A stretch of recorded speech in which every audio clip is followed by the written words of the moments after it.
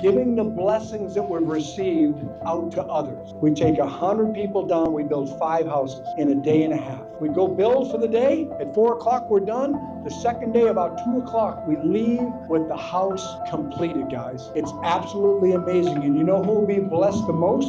You will be blessed the most, guys. See that wood structure in the back? That's what the family of 4 and the dog was living in when we arrived. It's called a shanty.